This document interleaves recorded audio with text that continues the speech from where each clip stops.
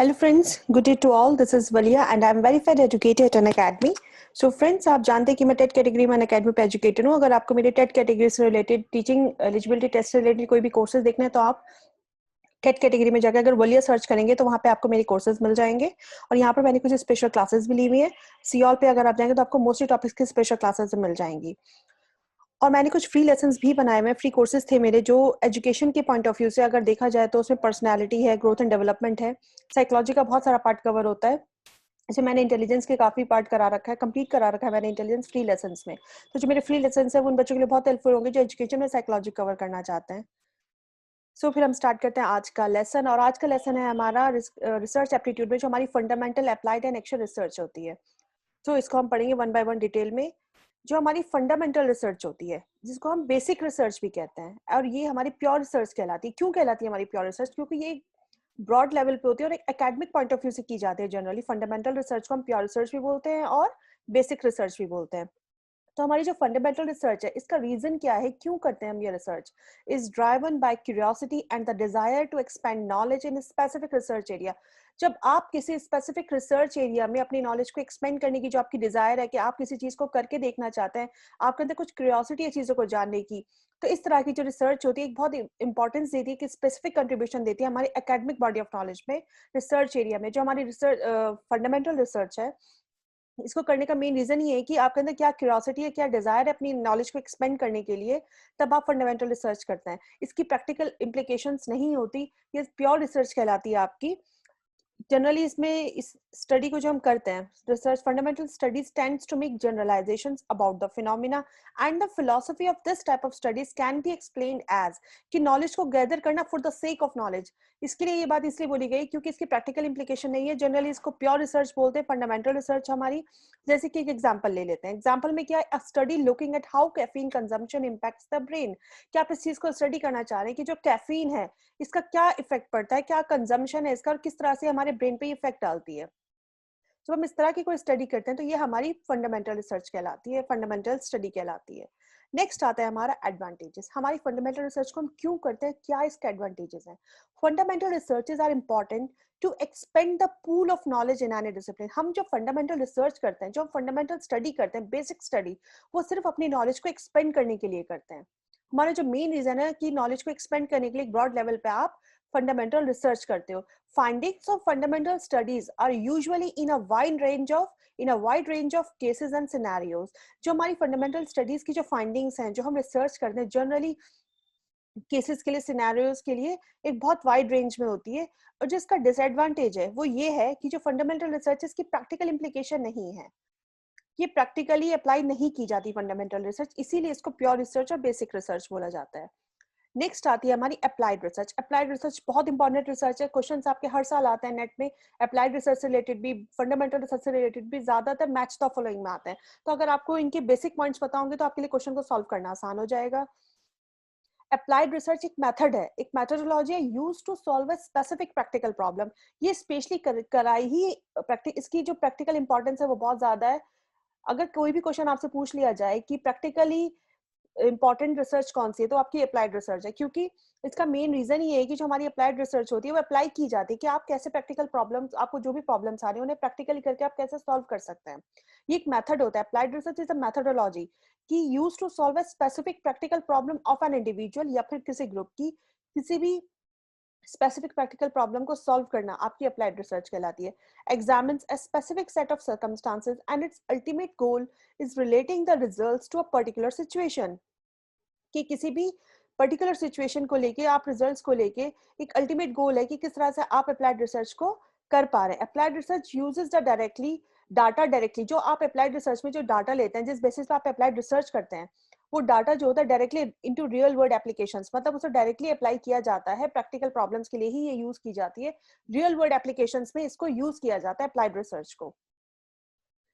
फिर आते हैं हमारे इसके एडवांटेजेस अप्लाइड रिसर्च के. Applied research can be helpful in solving specific problem in business and other settings. मतलब जो आपकी प्रैक्टिकली सिचुएशन है, जो आपकी रियल वर्ल्ड सिचुएशन है, उनमें किस तरह की प्रॉब्लम्स आप फेस कर रहे हैं regular day to day life में, इस तरह की प्रॉब्लम्स को सॉल्व करने की हम अप्लाइड रिसर्च के यूज करते हैं. ये हेल्पफुल है इस तरह की प्रॉब्लम्स को सॉल्व करने के लिए. और इसका डिसएडवांटेज क्या है डिसएडवांटेज ये है इसका कि applicability of the new knowledge generated as the result of applied research is limited to the research problem. मतलब आप जो प्रॉब्लम लेके अप्लाइड रिसर्च को कर रहे हो, कोई भी एक टॉपिक लेके, अपनी प्रॉब्लम का कोई भी एक टॉपिक लेके जब आप इसको रिसर्च को करते हो, तो जब आप एक नई नॉलेज निकालते हो, एक नई नॉलेज को जनरेट करते हो अप्लाइड रिसर्च में, लेकिन वो एक उसका एक लिमिटेड स्कोप होता है कि ठीक है आपने एक प्रॉब्लम के लिए आपने अप्लाइड रिसर्च की, उस वो प्रॉब्लम आपकी सॉल्व हो गई, तो उसका आगे क्या यूज हो सकता है ये हम नहीं कह सकते। इसका एक लिमिटेड यूज है, एक रिजिड यूज है, क्योंकि आपके सामने कोई भी प्रॉब्लम आती है, आपके बिजनेस में कोई भी प्रॉब्लम आती है या आपके इंस्टीट्यूशन में कोई भी प्रॉब्लम आती है, आपने उसके लिए आपने एक रिसर्च करके आपने एक फाइंडिंग ली, एक एप्लीकेबिलिटी आपने देखी कि ठीक है एक नई नॉलेज निकल के आ रही है, एक नया एग्जांपल आपके सामने आ रहा है, आपने उसे यूज किया, उसको यूज करके अपनी प्रॉब्लम सॉल्व हो गई। अब ये जरूरी नहीं है कि वो सेम चीज, वो सेम डाटा आपके किसी और चीज में भी यूज होगा। So moreover applied studies usually have tight deadlines which are not flexible. इसलिए इसको फ्लेक्सिबल नहीं कहा था कि आप उसे हर जगह यूज कर लेंगे। वो जिस प्रॉब्लम के लिए आपने जो रिसर्च की है वो सिर्फ उसी तरह से यूज होगी, उसके अंदर रिजिडिटी होती है, वो फ्लेक्सिबल नहीं होती। अब इसका हम डिफरेंस देख लेते हैं। डिफरेंस आपको हर चीज बिल्कुल अच्छे से क्लियर हो जाएगी। जब हम मीनिंग की बात करते हैं तो मीनिंग क्या है बेसिक रिसर्च का? बेसिक रिसर्च फंडामेंटल रिसर्च की बात की जा रही है यहाँ पे। Refers to the study that is aimed at expanding the existing base of scientific knowledge. जब आप अपनी साइंटिफिक नॉलेज का नॉलेज को बढ़ाने के लिए जब कोई रिसर्च करते हैं, एग्जिस्टिंग बेस की उसको एक्सपेंड करने के लिए जब आप रिसर्च करते हैं, तो आपका बेसिक रिसर्च कहलाता है। जब हम अप्लाइड रिसर्च की बात करते हैं, अप्लाइड रिसर्च में क्या होता है, जब आप किसी भी चीज को डिजाइन करते हैं अपनी एक प्रैक्टिकल प्रॉब्लम को सॉल्व करने के लिए, तो वो आपका अप्लाइड रिसर्च होता है। नेचर क्या है हमारी बेसिक रिसर्च का? बेसिक रिसर्च का नेचर ये कि थ्योरेटिकल इन नेचर होती है, इसकी प्रैक्टिकल इंपॉर्टेंस नहीं होती फंडामेंटल रिसर्च की।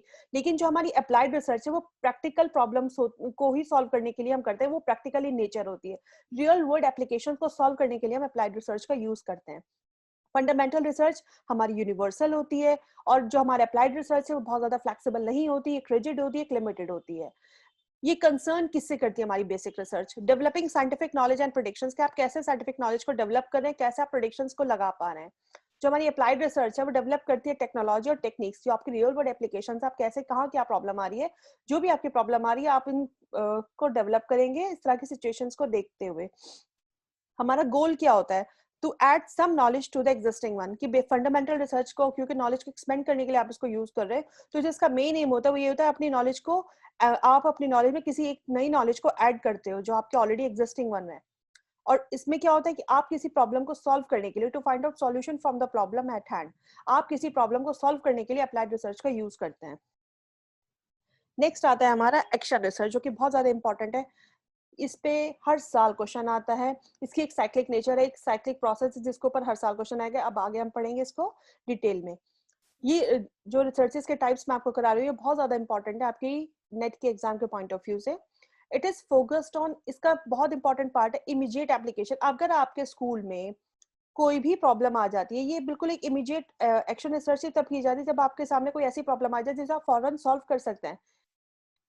Immediate application, not in the development of theory और इन जनरल एप्लीकेशन। ऐसे नहीं कि आप इसे किसी जगह मतलब ये कोई जनरल एप्लीकेशन नहीं है, ये सिर्फ थ्योरी को डेवलप करने के लिए नहीं की जाती। अगर आपके स्कूल में कोई भी एक ऐसी प्रॉब्लम आ जाए, उस आपको सॉल्व करना है, तो वो एक्शन रिसर्च कहलाती है आपकी। Immediate solution of the problem, कोई भी ऐसी प्रॉब्लम आ जाए जिसको आपको हाथ के हाथ इमीडिएटली सॉल्व करना पड़े, उसको हम एक्शन रिसर्च बोलते हैं। एक्शन रिसर्च का यूज किया जाता है जैसे जनरली आपकी स्कूल में, आपकी क्लास में कोई इस तरह की प्रॉब्लम आ गई, टीचर ने क्लास में पढ़ाया, पढ़ाने के बाद उसने देखा कि बच्चों को वो चीज समझ में ही नहीं आ रही है, तो वो कोई डिफरेंट तरीका, कोई डिफरेंट पैटर्न लेगी, कोई नई मेथोडोलॉजी यूज करके आपको देखेगी, आपको असेस करके देखेगी कि अगर बच्चे किसी पॉइंट पे वीक पढ़ रहे हैं, उनकी किसी, वो कोई बहुत इंपॉर्टेंट टॉपिक आपको पढ़ा रही हैं और आप उसे नहीं समझ पा रहे ढंग से, तो उसके लिए वो कोई डिफरेंट मेथोडोलॉजी यूज करके कोई एक्टिविटी करा के वो आपको टॉपिक को समझाएंगी। फिर वो आपसे फीडबैक लेंगे और फीडबैक देख के उन्हें पता चलेगा कि आपको वो चीज समझ में आ रही कि नहीं आ रही है। तो उससे ये पता चलता है कि जो उन्होंने नया मेथड यूज किया वो उस मेथड के लिए आप लोगों के लिए कितना अच्छा रहा। कि आपने अगर वो मेथड यूज किया, मेथड करके बच्चों को अच्छे से समझ में आ रहा है, तो इट मीन्स उनका वो मेथड बहुत अच्छा था, आगे वो उसी मेथड को आगे लेके चलेंगी। तो वो एक तरह से ये सब चीजें एक्शन रिसर्च कहलाती है कि उन्होंने एक छोटी सी टेस्टिंग करके देखी कि अगर उन्होंने मेथड चेंज करके बच्चों को समझाया तो बच्चों को ज्यादा अच्छा समझ में आया, उसके रिजल्ट ज्यादा अच्छे आए। तो इस तरह की जो प्रॉब्लम्स होती है जिसे सॉल्व करते हैं उसको हम एक्शन रिसर्च में प्रॉब्लम से सॉल्व आते हैं, immediate solution of the problem. अगर आपके इंस्टीट्यूशन में या आपके स्कूल में कोई भी इस तरह की प्रॉब्लम आती है और जिसका आप इमीडिएट सॉल्यूशन निकाल पाते हैं, that's called action research. It is applicable to a particular situation। जो हमारी एक्शन रिसर्च होती है वो एप्लीकेबल होती है किसी भी पर्टिकुलर सिचुएशन के लिए, for which the solution has been found, जिसका सॉल्यूशन ढूंढा जा सके।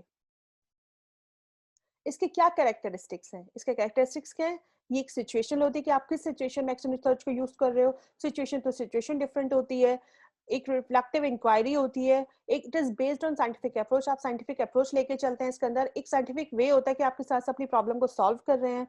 आपका एक दायरा होता है, आपकी एक लिमिटेशन होती है जिसके अंदर आप इस चीज को यूज करते हो। आउट ऑफ द वे जाके आप किसी भी प्रॉब्लम को सॉल्व नहीं कर सकते। It is small scale intervention. हाँ, ये बहुत स्मॉल स्केल इंटरवेंशन होती है। अक्सर रिसर्च में क्वेश्चन भी पूछे जाते हैं जो एक स्मॉल स्केल इंटरवेंशन रिसर्च में आपकी कौन सी रिसर्च आती है, तो वो आपकी एक्शन रिसर्च होती है। Immediate solution of the problem की बात आए तो भी आपकी एक्शन रिसर्च होती है। It is a way to find remedies to overcome obstacles in learning. मतलब आपकी लर्निंग में किस तरह के बैरियर्स है, किस तरह के हिंड्रेंसेस आ रहे हैं, क्या ऐसी रीजन है जिसकी वजह से बच्चों को परेशानी हो रही है, तो उसकी रेमेडी को फाइंड करने के लिए भी एक्शन रिसर्च की जाती है। It is a unified exercise to bridge a gap between theory and the practice. ये एक यूनिफाइड एक्सरसाइज है, एक ब्रिज है। किस चीज के बीच का, किस चीज के गैप का? थ्योरी और प्रैक्टिस के बीच का ये एक गैप है, एक ब्रिज है जिस गैप को खत्म करता है। तो ये हमारा बहुत इंपॉर्टेंट था जो मैंने आपके एक्शन रिसर्च के बारे में पढ़ा। और ये अब हमारा प्रोसेस आता है एक्शन रिसर्च का। प्रोसेस में क्या आता है, कैसे आप प्लान करते हो एक्शन रिसर्च, कैसे आप एक्ट करते हो, कैसे चीजों को ऑब्जर्व करते हो, फिर रिफ्लेक्ट करते हो। पहले आप प्लान करोगे क्या प्रॉब्लम आपके सामने आई है, फिर उस प्लान को सॉल्व करने के लिए आप एक्ट करते हो, फिर आप ऑब्जर्व करते हो कि जो आपने किया वो सही है या गलत है। फिर जब आपने देख लिया कि हाँ उसको ठीक है, फिर आप उस पर रिफ्लेक्ट करते हो, मतलब आपने जो किया था वो बिल्कुल ठीक है, तो फिर आप वापस उस चीज को प्लान कर सकते हो। तो इसलिए इसका एक साइक्लिक प्रोसेस है। अब हमारे कुछ स्टेप्स एक्शन रिसर्च के कि अक्सर पूछ लिए जाते हैं क्वेश्चन में। कई बार क्या होता है, इस तरह के जो क्वेश्चंस होते हैं ये लगाने के लिए आ जाते हैं कि आपको स्टेप्स को सिस्टमैटिकली लगाना है एग्जाम्स में। So identification of a problem area, कि आपको जिस फील्ड में प्रॉब्लम है, जहां आपको प्रॉब्लम है, आप अपनी प्रॉब्लम को आइडेंटिफाई करेंगे।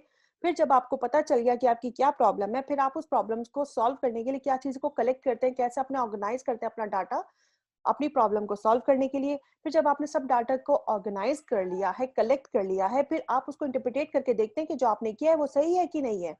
फिर आप उसके बेसिस पे एक एक्शन लेते हैं। फिर आपने जो आपके रिजल्ट्स आए आप उनको इवेलुएट करते हैं। फिर आगे जाके आप अपने एक्शन को फॉलो अप करते हैं। जो मैंने आपको एग्जांपल दिया था कि अगर आपकी क्लास में मैं टीचर कोई गेस करिए, आप एक टीचर हो, आप एक कोई चैप्टर पढ़ा रहे हैं, चैप्टर पढ़ा रहे हैं, उसमें आप देख रहे हैं कि जब आपने समझाया बच्चों का बहुत अच्छा फीडबैक नहीं आया, आपने फॉर्मेटिव असेसमेंट की, आपने देखा कि बच्चों का बहुत अच्छा फीडबैक नहीं आ रहा है, तो इस सिचुएशन में आपने अपनी मेथोडोलॉजी चेंज की। मे बी आपने बच्चों को रियल लाइफ कोई एग्जांपल दिया या कोई डेमोन्स्ट्रेट करके कोई चीज दिखाई, फिर बच्चे बहुत अच्छे से उस चीज को समझ पा रहे हैं।